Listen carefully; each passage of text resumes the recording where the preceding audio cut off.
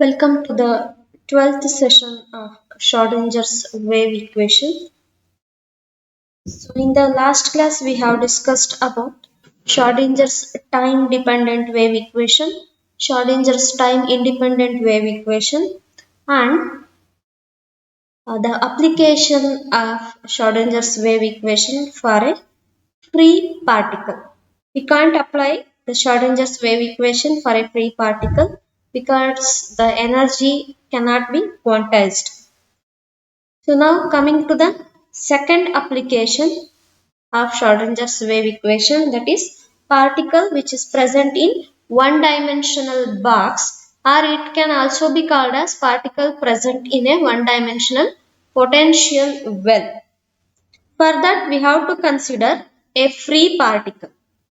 We have to consider a free particle which is confined to move in a box. You can see this figure. So the particle is confined to move in a one dimensional box. So one dimensional box is nothing but potential well ಅಂತನೂ ಕರಿತೀವಿ. ಈ one dimensional box ಒಳಗಡೆನೆ ಅದು move ಆಗ್ಲಿಕ್ಕೆ restrict ಮಾಡಿದೀವಿ ಅಂತ ಇಟ್ಕೊಳ್ಳೋಣಂತೆ.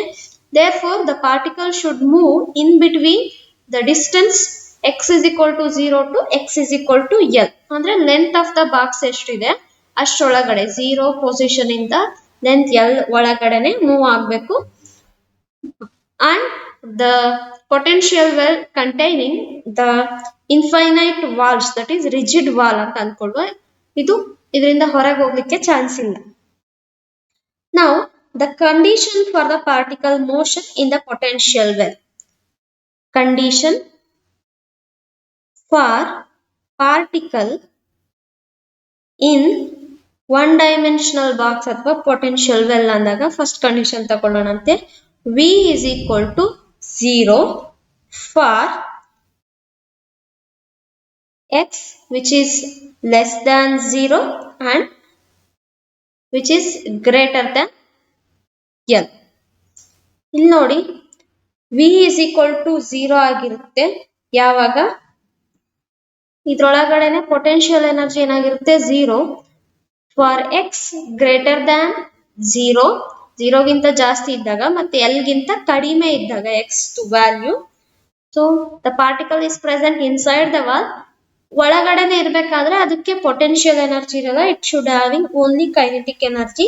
ಹಾಗಾಗಿ ಇಲ್ಲಿ potential energy V is equal to 0 ಆಗುತ್ತೆ. And V is equal to infinite for x which is greater than or equal to x and less than or equal to 0 ಆದಾಗ 0 walls ಅಲ್ಲಂತೂ ಇರಕ್ chance ಇಲ್ಲ. Particle ವಾಲಿಂದ ಹೊರಗಡೆನೆ ಇರಬೇಕು, ಈ ಕಡೆ ವಾಲಿಂದ ಹೊರಗಡೆನೆ ಇರಬೇಕು. 0 ಅಥವಾ 0ಗಿಂತ ಕಡಿಮೆ ಇಲ್ಲೆಲ್ಲೂ ಕೂಡ ಪಾರ್ಟಿಕಲ್ ಇರೋದಿಲ್ಲ. ಇನ್ ಕೇಸ್ ಇತ್ತಂದ್ರೆ ಆಗೇನಾಗುತ್ತೆ ಅದ್ರದ್ದು ಪೊಟೆನ್ಶಿಯಲ್ ಎನರ್ಜಿ ಇನ್ಫೈನೈಟ್ ಆಗುತ್ತೆ, just like A free particle. So V is equal to infinity for L less than or equal to x and x which is greater than or less than or equal to 0.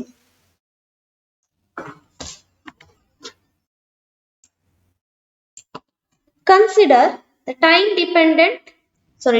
independent Schrodinger's wave equation. We have to consider Schrodinger's time independent wave equation. ಏನು ಅದು ಅಂದ್ರೆ dou square psi by dou x square plus 2m divided by h cross square e minus v into psi which is equal to 0. We will call it as equation 1. ನಮಗೆ ಗೊತ್ತಿದೆ boundary condition apply ಮಾಡಿದಾಗ V of x is equal to 0 ಯಾವಾಗ particle present inside the box or potential well ಇದ್ದಾಗ.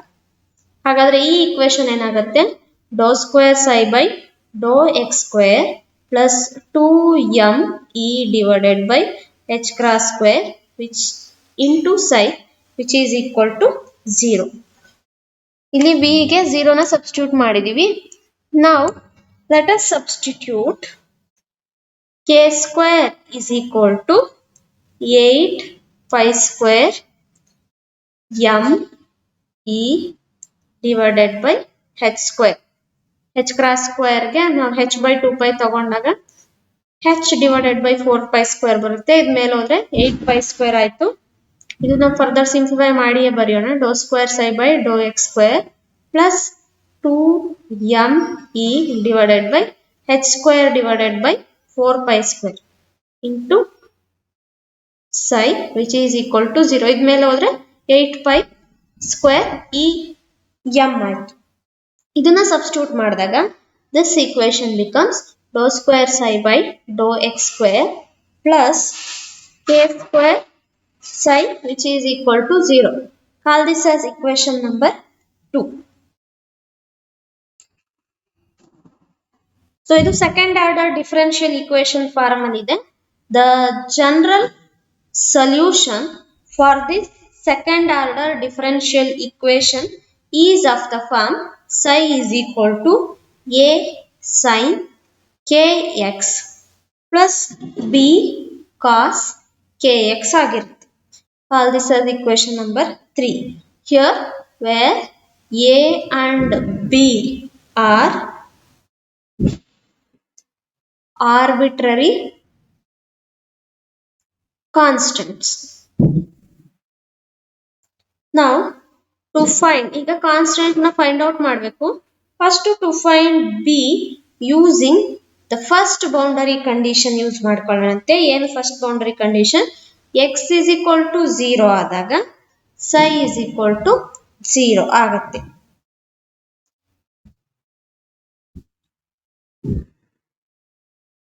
ಅಂದ್ರೆ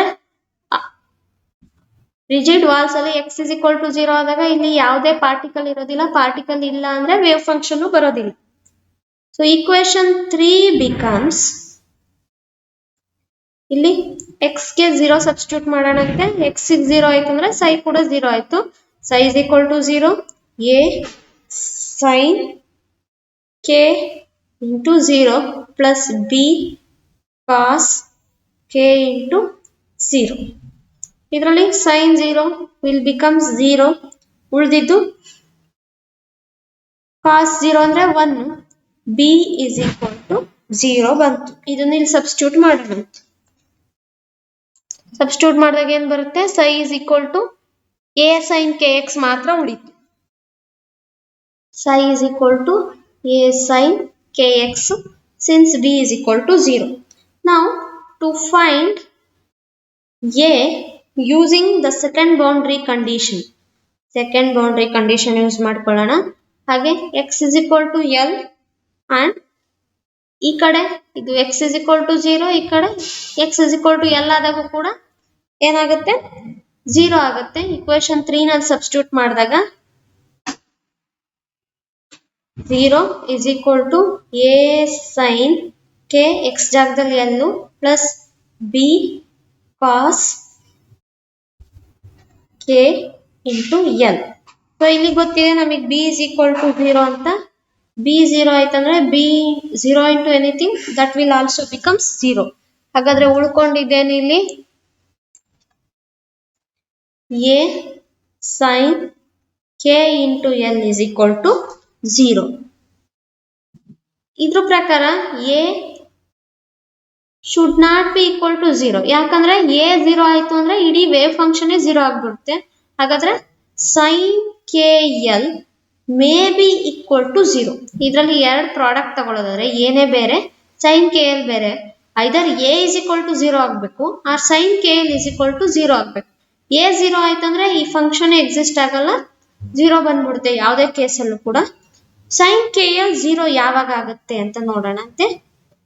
ಇದು call this as equation number 4. We know that ಯಾವಾಗ ಕೇಸಲ್ಲಿ sign value 0 ಆಗುತ್ತೆ ಅಂದ್ರೆ ಸೈನ್ ಎನ್ ಪೈ ಎಲ್ಲೇ ಕೊಟ್ಟರು ಏನಾಗುತ್ತೆ? 0 ಆಗುತ್ತೆ. ಇದನ್ನ ಅದಕ್ಕೆ ಈಕ್ವೇಟ್ ಮಾಡೋಣ ಅಂತೆ. ಇಕ್ವೇಶನ್ 5 ತಗೊಂಡು equating equation 4 and 5 we will get sin kl is equal to sin n pi.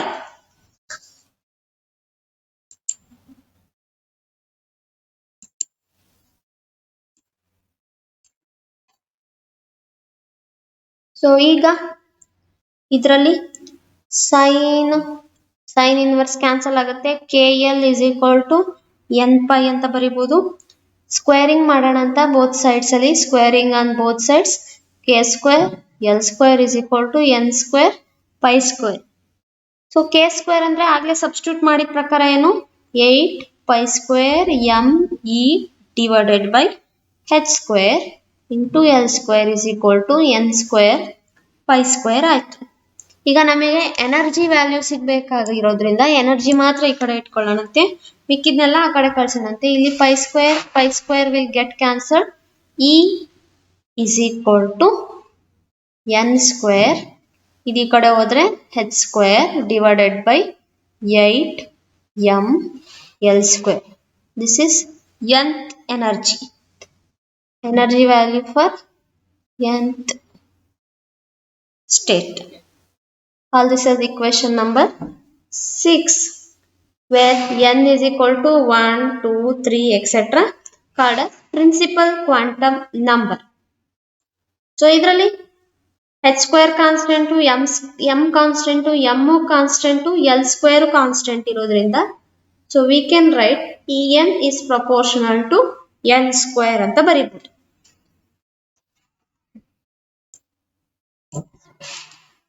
So here n not equal to 0, because if n is equal to 0 ಆಯ್ತಂದ್ರೆ ಯಾವುದೇ ವೇವ್ ಫಂಕ್ಷನ್ ಇರೋದಿಲ್ಲ. So if we provide values for n is equal to 1, 2, 3 etc. ಕೊಡ್ತಾ ಹೋದ್ರೆ E1 ಏನಾಗುತ್ತೆ ಅಂದ್ರೆ En ಏನು n square h square divided by 8 m l square ಆಯ್ತು. n is equal to 1 ಕೊಟ್ಟಾಗ h square divided by 8 m l square ಆಯ್ತು. and E2 will be equal to 2 2s are 4 h square 8 m l square. ಇದು E1 ಇರೋದ್ರಿಂದ 4 times E1 ಅಂತ ಬರಿಬಹುದು. ಹಾಗೇನೆ E3 is equal to 3 3s are 9 h square 8 m l square ಇರೋದ್ರಿಂದ 9 times E1.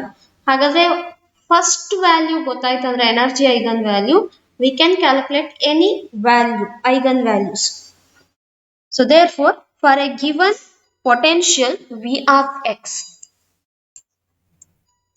for a given potential V of x, the value of E for which the time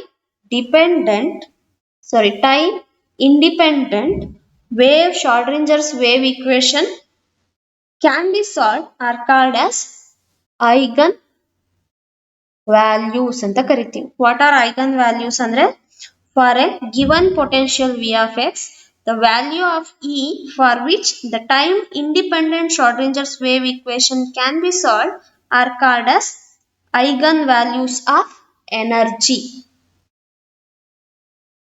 and the corresponding wave function is called as eigen function ಅಂತ ಕರಿತೀವಿ. So ಇಷ್ಟು particle in a box ಇದ್ದಾಗ energy eigen values ಹೇಗೆ ಬರೆಯೋದು ಅಂತ next class ಅಲ್ಲಿ normalisation condition use ಮಾಡಿ eigen function ನ ಹೇಗೆ ಡಿರೈವ್ ಮಾಡೋದು ಅಂತ ನೋಡೋಣಂತೆ.